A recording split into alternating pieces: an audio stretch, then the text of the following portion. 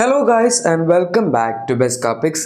അങ്ങനെ കുറേ കാലമായിട്ട് നമ്മൾ സ്പൈഡ് പിക്സിലൂടെയും അതുപോലെ ലീക്ഡ് ഇമേജസിലൂടെയൊക്കെ കണ്ടുകൊണ്ടിരുന്ന മാരുതി സുസുക്കിയുടെ 4th ജനറേഷൻ സ്വിഫ്റ്റ് അവർ അൺവെയിൽ ചെയ്തിട്ടുണ്ട്. ഈ വാഹനത്തിൻ്റെ ഡിസൈനും പ്രൈസും എല്ലാ സാധനങ്ങളും നമുക്കിപ്പോൾ അവൈലബിൾ ആണ്. ബുക്കിംഗ്സും സ്റ്റാർട്ട് ചെയ്തിട്ടുണ്ട്. നിങ്ങൾക്ക് വേണമെങ്കിൽ തീർച്ചയായും ഈ വണ്ടി ബുക്ക് ചെയ്യാൻ പറ്റും. എന്തായാലും നമുക്കിനി മെയിൻ സംഭവത്തിലേക്ക് വരാം. ആദ്യം തന്നെ ഡിസൈനിൽ നിന്ന് സ്റ്റാർട്ട് ചെയ്യുകയാണെങ്കിൽ ഈ വാഹനത്തിൻ്റെ ഡിസൈൻ ഞാൻ എപ്പോഴും പറയുന്നതാണ് സ്വിഫ്റ്റിൻ്റെ വീഡിയോയിൽ 3rd ജെൻ മോഡൽ വെച്ച് കമ്പയർ ചെയ്യുമ്പോൾ ഭയങ്കരമായിട്ടുള്ള വ്യത്യാസങ്ങളൊന്നും വന്നു എന്ന് പറയാൻ പറ്റില്ല. കൂടുതലും അതിനെ ബേസ് ചെയ്തിട്ടൊക്കെ ഉള്ള സെയിം പ്ലാറ്റ്ഫോം ഒക്കെ ആയതുകൊണ്ട് സിമിലർ ആയിട്ടുള്ള ലുക്സ് ആണ്. ആൻഡ് ഫ്രണ്ട് പ്രൊഫൈലിലേക്ക് വരുമ്പോൾ നമുക്ക് ഗ്രില്ലും ബമ്പറും ഹെഡ്ലൈറ്റ്സ് അതിലൊക്കെ വ്യത്യാസമുണ്ട്. പുതിയ ഗ്രില്ലാണ് വന്നിരിക്കുന്നത്. പിന്നെ ഒരു സംഭവം എന്താണെന്ന് വെച്ചാൽ ഇതിൻ്റെ അകത്ത് അവർ ഒരുപാട് ക്രോം എലമെൻറ്റ്സ് ഒന്നും ഉപയോഗിച്ചിട്ടില്ല. ഫ്രണ്ടിൽ നമ്മൾ നോക്കുകയാണെങ്കിൽ കാണാം ക്രോം എവിടെയും വന്നിട്ടില്ല. ഗ്ലോസി ബ്ലാക്ക് ഫിനിഷിലാണ് ഈ വാഹനത്തിൻ്റെ ഗ്രില്ല് അവർ കൊടുത്തിരിക്കുന്നത്. അതുപോലെ ഫോഗ് ലാംപ്സ് നമുക്ക് അവൈലബിൾ ആണ്. യൂറോപ്യൻ സ്പെക്കിലൊന്നും ഫോഗ് ലാംപ്സ് ഇല്ലായിരുന്നു.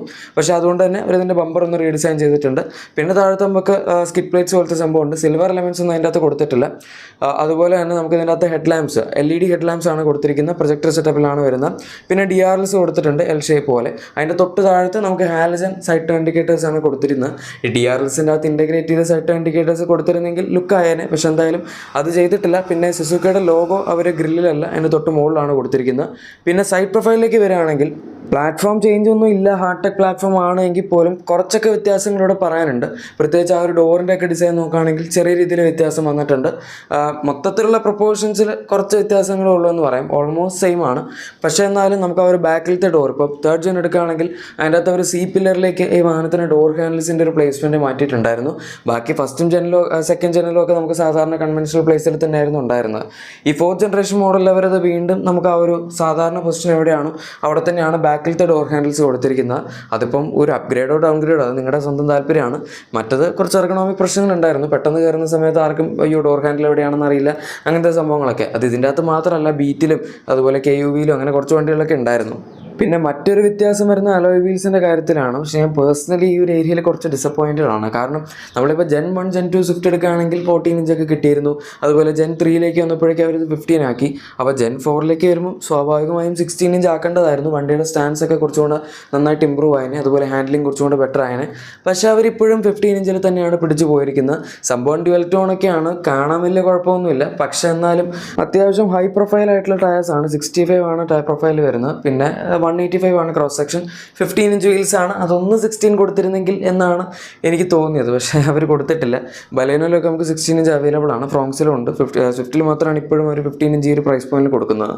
ഇനി റിയർ പ്രൊഫൈലിൽ വരികയാണെങ്കിൽ നമുക്കിവിടെ അത്യാവശ്യം ഡിഫറൻസ് കാണാൻ പറ്റും. നേരത്തെ സ്വിഫ്റ്റിനേക്കാൾ ഒരു ഇത്തിരിയും കൂടെ ബൾജ്ഡ് ഔട്ട് ആയ പോലെയാണ് ഈ വാഹനത്തിൻ്റെ റിയർ പ്രൊഫൈൽ അവർ കൊടുത്തിരിക്കുന്നത്. പിന്നെ ടെയിൽ ലാംപ്സിലൊക്കെ വ്യത്യാസമുണ്ട്. LED ടെയിൽ ലാംപ്സ് തന്നെയാണ് ഈ ഒരു വാഹനത്തിലും വരുന്നത്. അതും ഒരു C പോലത്തെ ഷേപ്പിലാണ് ഇരിക്കുന്നത്. പിന്നെ ബാക്കിൽ ഒരുപാട് ബാഡ്ജിങ് ഒന്നുമില്ല. സ്വിഫ്റ്റിൻ്റെ ബാഡ്ജിങ്ങും അതുപോലെ സുസുക്കിയുടെ ലോഗോവും മാത്രമേ ഉള്ളൂ. പിന്നെ നമുക്ക് റിവേഴ്സ് ക്യാമറ അവൈലബിൾ ആണ്. ഇതിനകത്ത് 360 ഡിഗ്രി പാർക്കിംഗ് ക്യാമറ ഇല്ല. അത് മിക്കവാറും ഡിസൈറിലായിരിക്കും അവർ കൊടുക്കുന്നത്. പിന്നെ ബാക്കിൽ ഫോഗ് ലാംപ്സ് ആയിട്ട് അങ്ങനെയൊന്നും കൊടുത്തിട്ടില്ല. നമുക്ക് ഏറ്റവും താഴത്തെ പൊസിഷനിൽ റിഫ്ലക്റ്റേഴ്സ് അവൈലബിൾ ആണ്. പിന്നെ ഒബ്വിയസ്ലി പാർക്കിംഗ് സെൻസേഴ്സ് ഉണ്ട്. അതുപോലെ റിയർ വൈപ്പർ, വാഷർ, ഡീഫോഗർ അങ്ങനത്തെ സാധനങ്ങളൊക്കെ ഉണ്ട്. ഇപ്പോഴും അവർ ഇതിൻ്റെ അകത്ത് ഷാർക്ക് ഫിൻ ആൻറ്റന കൊടുത്തിട്ടില്ല. നമ്മുടെ സാധാരണ റബ്ബറൈസ്ഡ് ആയിട്ടുള്ള ആൻറ്റന തന്നെയാണ് കൊടുത്തിരിക്കുന്നത്. ഇത്രയൊക്കെയാണ് നമുക്ക് ഇതിന് ഡിസൈൻ വൈസ് പറയാൻ പറ്റുന്നത്. പിന്നെ ഈ യൂറോപ്യൻ സ്പെക്കിൽ വരുന്ന സ്വിഫ്റ്റൊക്കെ നിങ്ങൾ ചിലപ്പോൾ കണ്ടിട്ടുണ്ടാവായിരിക്കും. നമ്മൾ ഈ വണ്ടി ലോഞ്ച് ചെയ്യുന്നതിന് മുമ്പ് അതാണ് ഫോട്ടോസിലൊക്കെ കാണിച്ചുകൊണ്ടിരുന്നത്. ആ വണ്ടിയുടെ സ്റ്റാൻഡ്സ് ഇതിനേക്കാൾ വളരെ നല്ലതായിട്ട് തോന്നാനുള്ള കാരണം ഈ വണ്ടിയുടെ ഗ്രൗണ്ട് ക്ലിയറൻസ് കൂടി 163 mm ആണ് ഇതിൻ്റെ അകത്ത് വരുന്നത്. അത് വളരെ കൂടുതലായിട്ട് ചിലപ്പോൾ നിങ്ങൾക്ക് തോന്നുന്നില്ലായിരിക്കും നമ്മുടെ ഇന്ത്യൻ കണ്ടീഷൻസ് വെച്ച്. പക്ഷേ യൂറോപ്യൻ സ്വിഫ്റ്റിൻ്റെ ഗ്രൗണ്ട് ക്ലിയറൻസ് അതിലും വളരെ കുറവാണ്. പിന്നെ അതിൻ്റെ അകത്ത് 16 ഇഞ്ച് അലോയ്സും ഉണ്ട്. അതുകൊണ്ട് ആ വണ്ടി കാണാൻ നല്ല രസമായിരുന്നു. ഇന്ത്യയിലേക്ക് വന്നപ്പോഴേക്കും വണ്ടി മൊത്തത്തിൽ ഒരു ഇത്തിരി പൊങ്ങി, അതുപോലെ വീലിൻ്റെ സൈസ് ചെറുതായി, ടയർ ബോൾ കൂടിയതുകൊണ്ട് അങ്ങനെ കുറച്ച് ഇതൊക്കെ വന്നു. അതുകൊണ്ട് മൊത്തത്തിൽ എനിക്ക് ഇതിൻ്റെ ഒരു സ്റ്റാൻസ് അത്രയ്ക്കും കൂടി ഇഷ്ടപ്പെട്ടില്ല. എനിവേ നമ്മൾ യൂറോപ്യൻ സ്വിഫ്റ്റ് വെച്ച് കമ്പയർ ചെയ്യേണ്ട കാര്യമില്ല. അതുകൊണ്ട് തന്നെ നമുക്ക് പതുക്കെ ഇൻറ്റീരിയറിലേക്ക് നീങ്ങാം. ഇവിടെ അവർ അത്യാവശ്യം നന്നായിട്ട് തന്നെ ഇമ്പ്രൂവ് ചെയ്തിട്ടുണ്ട്. 3rd ജെൻ സ്വിഫ്റ്റിൻ്റെ ഇൻറ്റീരിയർ ഇപ്പോൾ വന്ന് കുറച്ച് പഴകിയ പോലെ തോന്നി തുടങ്ങിയിട്ടുണ്ടായിരുന്നു. പക്ഷേ ഇതിലേക്ക് വന്നപ്പോഴേക്കും നമുക്ക് കൂടുതൽ ഫീച്ചേഴ്സ് ഉണ്ട്. അതുപോലെ തന്നെ ഡാഷ്ബോർഡിൻ്റെ ലേഔട്ടും മൊത്തത്തിലൊന്ന് മാറ്റിയിട്ടുണ്ട്. ഇവിടെ നമ്മൾ യൂറോപ്യൻ സ്വിഫ്റ്റ് വെച്ച് കമ്പയർ ചെയ്യുകയാണെങ്കിൽ ഇതിൻ്റെ ഡാഷ്ബോർഡിൻ്റെ ടോപ്പിലത്തെ പോർഷനിൽ ഏറ്റവും എൻഡിലത്തെ AC വെൻ്റ് ഉണ്ടല്ലോ, പാസഞ്ചർ സൈഡ്, അത് കവർ ചെയ്യുന്ന പോലെ ആ വണ്ടിയിൽ ഉണ്ടായിരുന്ന ഒരു സിൽവർ എലമെൻ്റ് ഉണ്ടായിരുന്നു. അത് അവരെടുത്ത് കളഞ്ഞിട്ടുണ്ട്. അതിന് പകരം താഴത്ത് മൊത്തത്തിൽ കണക്ട് ചെയ്ത് നിൽക്കുന്ന ഒരു സിൽവർ എലമെൻ്റാണ് ആഡ് ചെയ്തിരിക്കുന്നത്. അങ്ങനെ മൊത്തത്തിൽ നമുക്കൊരു ബ്ലാക്ക് ഡാഷ്ബോർഡ് ലേഔട്ടാണ് കൊടുത്തിരിക്കുന്നത്. ഡ്യുവൽ ടോൺ ട്രീറ്റ്മെൻറ്റ് എന്ന് പറയും. ആകെപ്പാടെ സിൽവർ എലമെൻറ്റ് മാത്രമേ ഉള്ളൂ. അല്ലാണ്ട് വേറെ കളർ സ്കീം ഒന്നുമില്ല. പിന്നെ സ്റ്റിയറിംഗ് വീലിൻ്റെ ഡിസൈനൊക്കെ ഇപ്പോഴും പഴയ പോലെ തന്നെയാണ്, അതിൻ്റെ അകത്തൊന്നും ഒരു മാറ്റം വരുത്തിയിട്ടില്ല. ഫ്ലാറ്റ് ബോട്ടം സ്റ്റിയറിംഗ് വീലാണ് ഇപ്പോൾ നമുക്ക് സ്വിഫ്റ്റിലും ബ്രസയിലും ഒക്കെ കിട്ടുന്നത്. അതായത് പഴയ സ്വിഫ്റ്റിലും ഇപ്പോഴത്തെ ബ്രസ ബലേനോ ഇതിനകത്തൊക്കെ ഈ സെയിം സ്റ്റിയറിംഗ് തന്നെയാണ് കിട്ടുന്നത്. പിന്നെ അതിൻ്റെ അകത്ത് ഒരു സിൽവർ എലമെൻറ്റ് നേരത്തെ സ്വിഫ്റ്റിലുണ്ടായിരുന്നു, അത് അവരെടുത്ത് കളഞ്ഞു, ഒരു ഗ്ലോസി ബ്ലാക്ക് ട്രീറ്റ്മെൻറ്റും കൊടുത്തിട്ടുണ്ട്. പിന്നെ അതായത് ആ ഒരു ബോട്ടം പോർഷനിൽ ബാക്കി എല്ലാ സ്ഥലത്തും ചെറിയ ചെറിയ സിൽവർ ആക്സൻസ് ഒക്കെ കാണാൻ പറ്റും.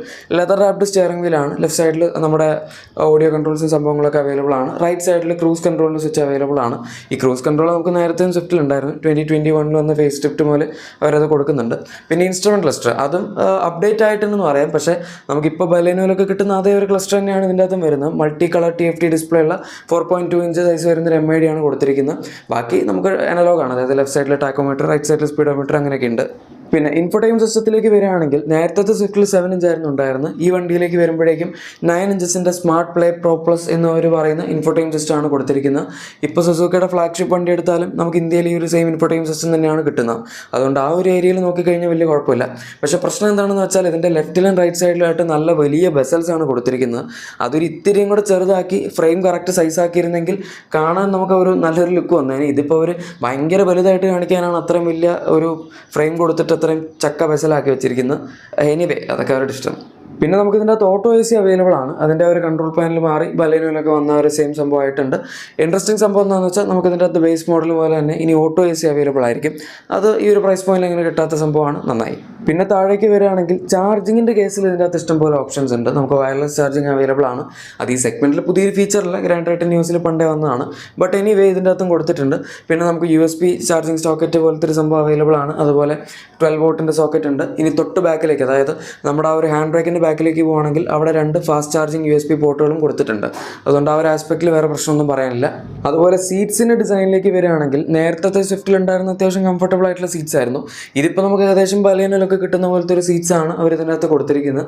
പിന്നെ ഡ്യുവൽ ടോൺ ട്രീറ്റ്മെൻ്റ് ഒന്നുമില്ല, ഫുള്ളി ബ്ലാക്ക് ആയിട്ടുള്ള ഒരു ഫിനിഷിലാണ് ഈ വാഹനത്തിൻ്റെ സീറ്റ്സ് വരുന്നത്. അതിപ്പോൾ മൊത്തത്തിലുള്ള ഡാഷ്ബോർഡിൻ്റെ ലേഔട്ടൊക്കെ ബ്ലാക്ക് ആകുമ്പം സീറ്റ്സ് ഇന്നവർക്ക് വേറെ കളറിൽ കൊടുക്കാൻ പറ്റില്ലല്ലോ. ഇത് ഫാബ്രിക് സീറ്റ്സ് ആണ്, അല്ലാണ്ട് ലെതർ ഫിനിഷ് ഒന്നും കൊടുത്തിട്ടില്ല. അത് ആക്ച്വലി സുസുക്കി ഇന്ത്യയിൽ ഒരു വണ്ടിയിലും കൊടുക്കുന്നില്ല. പിന്നെ സ്പേസിൻ്റെ കേസ് എടുക്കുകയാണെങ്കിൽ അത് സ്വിഫ്റ്റിൽ ഒരു കാലത്തും വളരെ വലിയ ഇഷ്യൂ ആയിട്ട് നമ്മൾ പറഞ്ഞിരുന്ന ഒരു സംഭവമല്ല. അത്യാവശ്യം സ്പേസ് മിക്ക ജനറേഷൻസിലും ഉണ്ടായിരുന്നു, പ്രത്യേകിച്ച് തേർഡ് ജനിലൊക്കെ ആവശ്യത്തിനനുസരിച്ച് സ്പേസ് ഉണ്ടായിരുന്നു. ഈ വണ്ടിയിലും സ്പേസിൻ്റെ കാര്യത്തിൽ അങ്ങനെ നമുക്ക് പ്രത്യേകിച്ച് പ്രശ്നമൊന്നും പറയാനില്ല. പിന്നെ റിയർ സീറ്റ് എക്സ്പീരിയൻസിലേക്ക് വരുമ്പോൾ ഇപ്പോൾ എല്ലാ പാസഞ്ചേഴ്സിനും 3 പോയിൻറ്റ് സീറ്റ് ബെൽറ്റ്സ് അവൈലബിൾ ആയതുകൊണ്ട് തന്നെ ബാക്കിൽ ഇരിക്കുകയാണെങ്കിൽ 3 പേർക്കും നല്ല രീതിയിൽ തന്നെ സീറ്റ് ബെൽറ്റ് ഇട്ടിരിക്കാം. അതുപോലെ തന്നെ ബാക്കിൽ അവർ റിയർ ആംറസ്റ്റ് ഒന്നും ഇപ്പോഴും കൊടുത്തിട്ടില്ല. ഈവൻ ഫ്രണ്ടിൽ ഡ്രൈവറിന് പോലും നമുക്ക് ആംറസ്റ്റ് അവൈലബിൾ അല്ല. ബാക്കിൽ 2 അഡ്ജസ്റ്റബിൾ ഹെഡ് റെസ്റ്റുകൾ കൊടുത്തിട്ടുള്ളൂ. അഡ്ജസ്റ്റബിൾ ആണ്, പക്ഷേ 3ാമത്തെ ഹെഡ് റെസ്റ്റ് അവൈലബിൾ അല്ല. പിന്നെ ഒരു അഡീഷൻ വന്നിരിക്കുന്ന ബാക്കിൽ AC വെൻസ് കൊടുത്തിട്ടുണ്ട് എന്നുള്ളതാണ്. അത് നമുക്ക് ബേസ് മോഡൽ മുതൽ തന്നെ അവൈലബിൾ ആണ്, നല്ലൊരു കാര്യം തന്നെയാണ്. പൊതുവേ ഈ ഒരു പ്രൈസ് പോയിന്റിൽ നമുക്കിപ്പോൾ നിയോസിലൊക്കെ നേരത്തെ ഉണ്ടായിരുന്നെങ്കിലും സ്വിഫ്റ്റിൽ ബാക്കിൽ AC വെൻസ് അവൈലബിൾ അല്ലായിരുന്നു, പക്ഷെ അതെന്തായാലും ആഡ് ചെയ്തിട്ടുണ്ട്. ഇത്രയൊക്കെ കാര്യങ്ങളാണ് നമുക്ക് ഈ വാഹനത്തിന് ഇൻറ്റീരിയറിൽ പറയാൻ പറ്റുന്നത്. ഇനി സേഫ്റ്റി ഫീച്ചേഴ്സിലേക്ക് വരികയാണെങ്കിൽ നേരത്തെ 2 എയർ ബാഗ്സ് ആയിരുന്നു, ഇപ്പോൾ അവർ 6 എയർ ബാഗ്സ് ആക്കിയിട്ടുണ്ട്. ആൻഡ് മെയിൻലി അത് 6 എയർ ബാഗ്സ് സ്റ്റാൻഡേർഡ് ആയിട്ട് തന്നെയാണ് കൊടുത്തിരിക്കുന്നത്. ബേസ് മോഡൽ പോലെ ഏത് വേരിയൻ്റ് എടുത്താലും 6 എയർ ബാഗ് കിട്ടും. പിന്നെ അതിന് പുറമെ നമുക്ക് electronic stability program, ABS, EBD അങ്ങനത്തെ സകലമായ സേഫ്റ്റി ഫീച്ചേഴ്സും കൊടുത്തിട്ടുണ്ട്. ഹിൽ സ്റ്റാർട്ടർ സിസ്റ്റം അവൈലബിൾ ആണ്. ഇനി എഞ്ചിനിലേക്ക് വരുമ്പം അവിടെയാണ് നേരത്തെ മോഡൽ വെച്ച് ഒരു വലിയ ഡിഫറൻസ് വന്നിരിക്കുന്നത്. കാരണം പണ്ട് K12N എന്ന് പറയുന്ന K സീരീസ് എഞ്ചിനായിരുന്നു ഉണ്ടായിരുന്നത്, ഡ്യുവൽ ജെറ്റ് ടെക്നോളജി ഒക്കെ ആയിരുന്നു. പക്ഷേ ഇപ്പോൾ അതവർ മൊത്തത്തിൽ മാറ്റി പുതിയ Z സീരീസ് എഞ്ചിനാണ് ഈ സ്വിഫ്റ്റിൽ കൊടുത്തിരിക്കുന്നത്. Z12E എന്നാണ് ഈ എഞ്ചിൻ്റെ പേര്. ആൻഡ് ഇത് 1.2 litre 3 cylinder naturally aspirated petrol എഞ്ചിനാണ്. K സീരീസ് എഞ്ചിൻ ഉണ്ട്, ഇതിൻ്റെ അകത്ത് ഉണ്ടായിരുന്നത് 4 സിലിണ്ടർ ആയിരുന്നു. ആൻഡ് ഇതുവരെ സ്വിഫ്റ്റിൽ വന്നിട്ടുള്ള എല്ലാ എഞ്ചിൻസും 4 സിലിണ്ടർ ആണ്. ഇതിപ്പോൾ ആദ്യമായിട്ടാണ് ഒരു 3 സിലിണ്ടർ എഞ്ചിൻ കൊടുക്കുന്നത് ഇന്ത്യയിൽ. പുറത്ത് പിന്നെ 1 ലിറ്റർ ബൂസ്റ്റ് ചെയ്തിട്ട് പല ഉണ്ടായിരുന്നു, ആ 3 സിലിണ്ടർ എഞ്ചിനാണ്. എന്തായാലും ഇന്ത്യയിൽ ഇപ്പം K സീരീസ് വെച്ച് കമ്പയർ ചെയ്യുമ്പോൾ ഇതിന് കുറച്ച് പവർ കുറവാണ്. കാരണം 60 കിലോവാട്ട് ആണ് പറയുന്നത്, എന്ന് വെച്ചാൽ 81.5 PS അടുത്താണ് പവർ വരുന്നത്. നേരത്തെ 89 ഉണ്ടായിരുന്നു, അതിൽ നിന്നിപ്പോൾ നല്ല വ്യത്യാസം വന്നിട്ടുണ്ട്. അതുപോലെ ടോർക്ക് നേരത്തെ 113 Nm ആയിരുന്നു, ഇപ്പോൾ 112 Nm ആയിട്ടുണ്ട്. ടോർക്ക് ആകെ 1 ന്യൂട്ടൺ മീറ്റർ വ്യത്യാസമുള്ളെങ്കിലും പവർ ഏകദേശം 8 PS കൂടുതൽ താഴേക്ക് പോയിട്ടുണ്ട്. ഇവിടെ പക്ഷേ അവർ പറയുന്നത് K സീരീസ് എഞ്ചിൻ അത്യാവശ്യം ഹയർ റെവിംഗ് ആയിരുന്നെങ്കിൽ ഇതിൻ്റെ അകത്ത് നമുക്ക് കൂടുതൽ മിഡ് റേഞ്ചും അതുപോലെ ലോ എൻഡ് പെർഫോമൻസും കിട്ടും എന്നാണ്. 5 സ്പീഡ് മാനുവലും 5 സ്പീഡ് AMT ഓട്ടോമാറ്റിക്കുമാണ് ഈ ഒരു വാഹനത്തിൽ കിട്ടുന്നത്, അല്ലാണ്ട് ടോക്ക് കൺവേർട്ടർ ഒന്നും കൊടുത്തിട്ടില്ല. പിന്നെ ഇതിൻ്റെ അകത്ത് ഇത്രയൊക്കെ ഞാൻ എഞ്ചിനെ പറ്റി പറഞ്ഞെങ്കിലും മൈലേജ് ആണ് ഇതിൻ്റെ മെയിൻ എന്ന് നമുക്ക് പറയാമല്ലോ. 24.8 kmpl ഒരു മാനുവലിന് ക്ലെയിം ചെയ്തിരിക്കുന്ന മൈലേജ്. അതുപോലെ 25.75 kmpl അവർ AMT ഓട്ടോമാറ്റിക്കിനും ക്ലെയിം ചെയ്തിട്ടുണ്ട്. വളരെ മികച്ച ക്ലെയിംഡ് ഫിഗേഴ്സ് തന്നെയാണ്. മൈലേജ് ഓൾമോസ്റ്റ് 14% മുകളിലേക്ക് പോയി എന്നാണ് അവർ പറയുന്നത്. ഈ മൈലേജ് കൂട്ടാനും എമിഷൻസ് കുറയ്ക്കാനുമാണ് ബേസിക്കലി അവരിപ്പോൾ 3 സിലിണ്ടർ എഞ്ചിൻ ആക്കിയത്. എമിഷൻസ് ആക്ച്വലി നേരത്തെ വെച്ച് കമ്പയർ ചെയ്യുമ്പോൾ 10% കുറഞ്ഞിട്ടുണ്ട് എന്നും അവർ പറയുന്നുണ്ട്. ഇനി നമുക്ക് ലാസ്റ്റ് ആൻഡ് ഫൈനൽ സംഭവമായ പ്രൈസ് നോക്കാം. സോ ഇവിടെ നമുക്ക് ഡീറ്റെയിൽ ആയിട്ടുള്ള പ്രൈസ് ചാർട്ട് കാണാം. ഒന്ന് ഇതിൻ്റെ മാനുവൽ മോഡൽ, അടുത്തതിൻ്റെ ഓട്ടോമാറ്റിക്. ഈ ഡിഫറൻസ് എന്ന് പറഞ്ഞാൽ കൊടുത്തിരിക്കുന്നത് ഇതിൻ്റെ പഴയ സ്വിഫ്റ്റ് വെച്ച് നമ്മൾ കമ്പയർ ചെയ്യുമ്പോൾ പ്രൈസ് ഡിഫറൻസ് ആണ്. ഓക്കെ, സോ നമുക്ക് ഇതിൻ്റെ അകത്ത് ഇപ്പോൾ നേരത്തെ ഉണ്ടായിരുന്ന പോലെ 4 വേരിയൻസ് അല്ല, 5 വേരിയൻസ് ഉണ്ട്. LXi ഉണ്ട്, VXi ഉണ്ട്, പിന്നെ VXi ഓപ്ഷണൽ എന്ന് പറഞ്ഞൊരു മിഡിൽ വേരിയൻറ്റ് ആഡ് ആയിട്ടുണ്ട്. അതിന് പുറമെ ZXi പ്ലസ് ഉണ്ട്. പിന്നെ വേണമെങ്കിൽ ZXi പ്ലസ് 12 ടോണും ഒരു വേരിയൻ്റ് ആയിട്ട് പറയാം. നമുക്കിതിൻ്റെ പ്രൈസ് സ്റ്റാർട്ട് ചെയ്യുന്നത് 6.49 lakhs നിന്നാണ്. 25,000 പ്രൈസ് ഡിഫറൻസ് ആണ് നേരത്തെ സ്വിഫ്റ്റ് വെച്ച് കമ്പയർ ചെയ്യുമ്പോൾ ബേസ് മോഡൽ വന്നിരിക്കുന്നത്. അതായത് പഴയ സ്വിഫ്റ്റ് ഓൾമോസ്റ്റ് 6.25 lakhs തുടങ്ങിയിരുന്നത്. ഇത് 3rd ജനറേഷൻ ഫൈനൽ ഫേസിൽ ഇപ്പോൾ നിർത്തുന്നതിന് തൊട്ട് മുമ്പായിട്ട്. VXiയുടെ പ്രൈസ് 7.29 lakhs ആണ്. Automatic 7.79 lakhs. നമുക്ക് VXi മുതൽ അങ്ങോട്ടുള്ള എല്ലാ വേരിയൻസിലും ഓട്ടോമാറ്റിക് അവൈലബിൾ ആണ്. അതിലൊന്നും ഒരു കോസ്റ്റ് കട്ടിങ് ചെയ്തിട്ടില്ല. VXiയിലാണ് കമ്പാരിറ്റീവ്ലി ഏറ്റവും കുറവ് പ്രൈസ് ഡിഫറൻസ് വന്നിരിക്കുന്നത്. ജസ്റ്റ് 15,000 പ്രൈസ് ഡിഫറൻസ് മാത്രമേ വന്നിട്ടുള്ളൂ. പിന്നെ അങ്ങോട്ട് VXi optional model just 27,000 additional കൊടുക്കുകയാണ് കിട്ടും. 7.56 lakhs ആണ് അതിൻ്റെ എക്സ്ഷോറൂം പ്രൈസ്. ഇത് നമുക്ക് നേരെ ടോപ്പ് എൻഡിലേക്ക് പോവാം. ZXi പ്ലസിൻ്റെ എക്സ്ഷോറൂം പ്രൈസ് 8.99 lakhs, ഓട്ടോമാറ്റിക്കിലേക്ക് വരുമ്പോഴേക്കും 9.49 lakhs ആണ് അത് വരുന്നത്. ഏറ്റവും expensive model ZXi plus 12 tone 9.64 lakhs അവസാനിക്കുന്നത്. എന്ന് വെച്ചാൽ കേരളത്തിൽ ഏകദേശം ഒരു 11 ലക്ഷത്തിനടുത്ത് അടുത്തായിരിക്കും ഇതിന് ഓൺ റോഡ് പ്രൈസ് വരുന്നത്. നമുക്ക് ടോപ്പിൽ വരുന്ന 3 വേരിയൻസ് ZXi പ്ലസ് അതുപോലെ പ്ലസ് 12 ടോൺ. ഇതിനകത്ത് എല്ലാത്തിലും പഴയ ജനറേഷൻ വെച്ച് കമ്പയർ ചെയ്യുമ്പോൾ 36,500 വ്യത്യാസമാണ് വന്നിരിക്കുന്നത്. എന്ന് വെച്ചാൽ നമ്മളിപ്പോൾ പ്രൈസ് ഡിഫറൻസ് വെച്ച് കമ്പയർ ചെയ്യുകയാണെങ്കിൽ അങ്ങനെ ഭയങ്കരമായിട്ട് ഇതിന് വില കൂടി എന്ന് പറയാൻ പറ്റില്ല. പക്ഷേ അത് ലാസ്റ്റ് മോഡലായപ്പോഴേക്കും അവരിങ്ങനെ ഈ പുതിയ ജനറേഷൻ ഇറക്കണമല്ലോ, അപ്പോൾ പ്രൈസ് ഡിഫറൻസ് കുറച്ചായിട്ട് കാണിക്കണമല്ലോ. അങ്ങനെ മറ്റതിൻ്റെ വില ഇങ്ങനെ കൂട്ടി മുകളിലേക്ക് പോയതുകൊണ്ടാണ്. അല്ലാത്ത പക്ഷം നമ്മൾ ആദ്യം ഇറങ്ങിയ സ്വിഫ്റ്റ് ഇതൊക്കെ വെച്ച് കമ്പയർ ചെയ്യുകയാണെങ്കിൽ വില നല്ല രീതിയിൽ തന്നെ മുകളിലേക്കാണ് പോയിരിക്കുന്നത്. പിന്നെ ഈ ഒരു പ്രൈസ് പോയിന്റ് നമുക്ക് മറ്റുള്ള വാഹനങ്ങളും കിട്ടുന്നുണ്ട്. അതിനെപ്പറ്റി ഞാൻ വേണ്ട ഒരു ഡീറ്റെയിൽഡ് വീഡിയോ ചെയ്യാം. കാരണം ഇപ്പോൾ തന്നെ ഇതിൻ്റെ ലെങ്ത് അത്യാവശ്യം നന്നായിട്ട് കൂടിയിട്ടുണ്ട്. നമ്മളിനി ഡീറ്റെയിൽ ആയിട്ട് പ്രൈസും കൂടി ഡിസ്കസ് ചെയ്യുകയാണെങ്കിൽ ഇനിയും കൂടും. ഗൈസ്, അപ്പോൾ ഇതാണ് നമ്മുടെ പുതിയ സ്വിഫ്റ്റിനെ പറ്റിയുള്ള ഇന്നത്തെ വീഡിയോ. നിങ്ങൾക്ക് ഇഷ്ടപ്പെട്ട് കാണുമെന്ന് വിചാരിക്കുന്നു. വളരെ ഡീറ്റെയിൽഡ് ആയിട്ടുള്ളൊരു വീഡിയോ ആയിരുന്നു. ഇപ്പോഴത്തെ പുതിയ ജനറേഷൻ സ്വിഫ്റ്റിനെ പറ്റിയുള്ള നിങ്ങളുടെ അഭിപ്രായം താഴെ കമൻസിൽ പറയാം. വീഡിയോ ഇഷ്ടപ്പെട്ടെങ്കിൽ ലൈക്കും സബ്സ്ക്രൈബും ഷെയറും ഒക്കെ ചെയ്തേക്കാം. നമുക്ക് മറ്റൊരു വീഡിയോയിൽ കാണാം. Thank you for watching my video and good bye.